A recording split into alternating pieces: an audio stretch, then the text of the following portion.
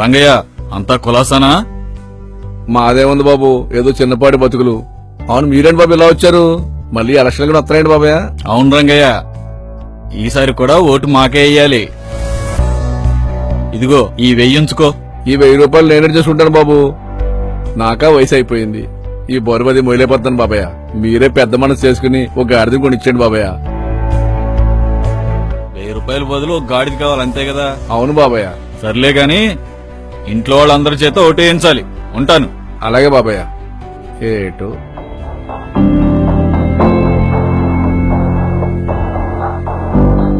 ఏం బాబాయ్, గాడిద నమ్ముతావా? అంతా ఉమ్, అదే రాదే 10,000. తీసుకో, ఉంచవయ్యా. 10,000 తక్కువ రాదే. పోదాంరా.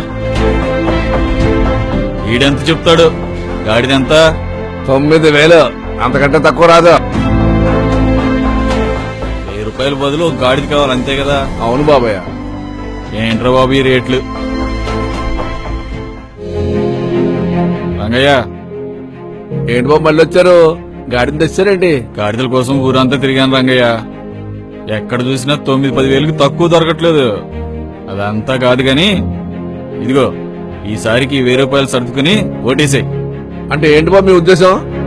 మీరు 1000 రూపాయలు గాడిని కొనలేపారు గాని నా భవిష్యత్తుని, ఇంకా నా పిల్లల భవిష్యత్తుని 5 సంవత్సరాలు కొనేద్దాం అనుకున్నారా బాబు మీరు? అంటే గాడిదల కన్నా హీనంగా కనపడుతుందా బాబాయ్ మీకు? ఇలా వెళ్ళండియా.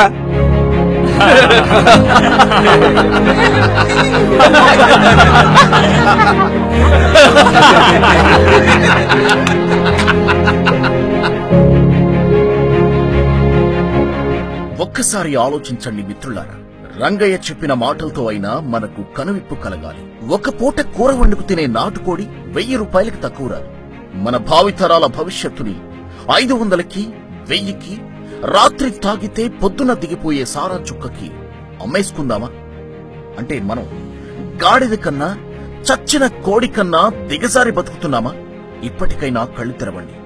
భావితరాలకు బంగారు బాటలు వేయడానికి సమర్థుడైన నాయకుడికి మాత్రమే ఓటు వేయండి. నోటు మాటున ఓటేయకు, ప్రజాస్వామ్యాన్ని కాటేయకు.